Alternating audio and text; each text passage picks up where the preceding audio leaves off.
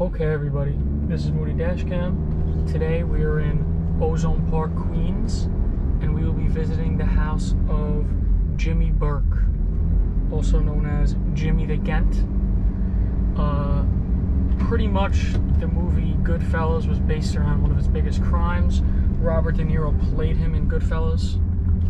I believe the name was Jimmy Conway in Goodfellas.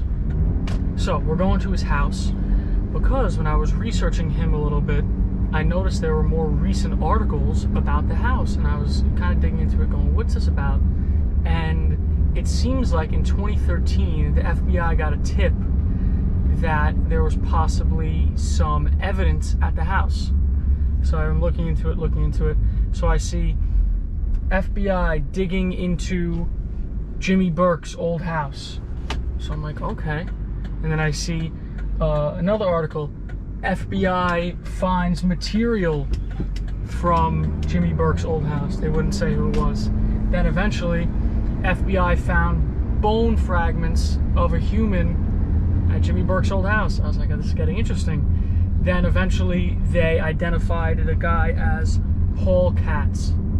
Now, Paul Katz was one of the people. Now, if you don't know the full story, Jimmy Burke pretty much led the whole Lufthansa heist, which they got $5 million in cash and $875,000 in jewelry from the Lufthansa cargo building at JFK. I have a video on that. I'll put the link in the description. I go very in detail on that. But Paul Katz had a warehouse that Jimmy used to store some of the stolen goods. I'm sure not just from that heist, but from all the stuff he's done. He was a big hijacker, you know, very, very involved in crime. He was very big in the mafia. Never officially a member of the mafia though, because he wasn't Italian, he was Irish. Back in those days, you couldn't become a made man if you weren't Italian. So they finally identify that it's Paul Katz, and Paul Katz knew on that night, December 6, 1969, that something was wrong, because Jimmy Burke ended up pretty much killing everybody that he pulled off that robbery with. I go in it in the other video. It's like an unbelievable amount of murders just from greed, not wanting to pay people, and thinking that people would rat on him. So Paul told his wife at the time, he said, in quotes, "If I'm not back in 2 hours, call the cops." And he was never seen again after that. So that just goes to show you how crazy Jimmy Burke was. He pretty much knew he was getting killed that day, leaving the house. Alright, so as a result of Paul Katz's body being found in Jimmy Burke's basement, which surprisingly enough, the house is still owned by Jimmy Burke's family.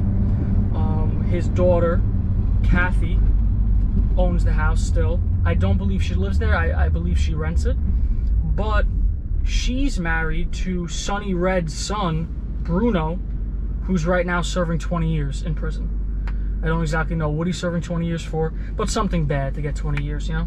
I assume. As the result of them finding all those bodies, they were able to, that was like the final piece. They were putting a bunch together. And that resulted in 5 men getting arrested on January 23rd, 2014 from the findings. 78-year-old Bonanno Captain Vincent Asaro and his son, 55-year-old Jerome Asaro. And then a 70-year-old former acting Bonanno underboss for Michael Mancuso, Thomas D. Fiore, known as Tommy D. Then 52-year-old John Regano, nicknamed Bazoo, who's a Bonanno soldier. And 45-year-old Jack Bonaventri. I butchered that bad. But he was a Bonanno soldier / acting captain. So that resulted in these 5 men all getting arrested. The indictment was a nearly 50-year detailed catalog that implicated all these men in the crimes, dating from back before the Lufthansa heist to the summer before they were arrested. So, I mean, it was everything. It was like the final puzzle piece to get all these guys arrested. I don't think any of them did any super major time from this. But one interesting thing that I found. Oh, I see you, Infinity. I appreciate the hunk. Don't want to get T-boned during a video. I would get a lot of views from it, but I still don't want it. Alright, gotta turn. We're almost at the house now. Oh, perfect. We got a red light. Alright, so one of the interesting things that I found about Vincent Asaro, in 2017, he was sentenced to 8 years at 82 years old for ordering a hit out on a car that cut him off in Howard Beach. Okay, he got the license plate, figured out the address, and he had his guys go and burn the guy's car, set it on fire in 2012. So in 2017, he gets 8 years from it. We got the train going over right now. A lot of times if you're talking to someone outside and the train goes over, you kind of just have to stop talking until it passes. It's not loud. Alright, so we will be pulling up on the house right here. It's on 102nd Road. Hopefully I could get a good, nice spot in front. Oh, perfect. It's all clear.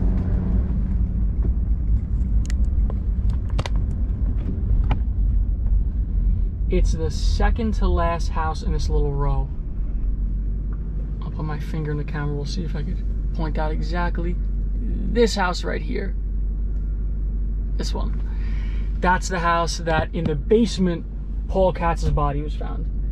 Alright, I'm going to list off a bunch of random facts about Jimmy Burke. He's had a crazy mafia career. Right, he died in prison in 1996 at age 64 of cancer. Like I said, De Niro played him in Goodfellas. So he's like a real life good fella, I guess you could say. He's been involved in crime since he was very young. He had a very bad upbringing. His father reached back to hit him while he was in a car, and he took his eyes off the road to hit him, and they got into a car accident and killed a man in the car accident. So the father always blamed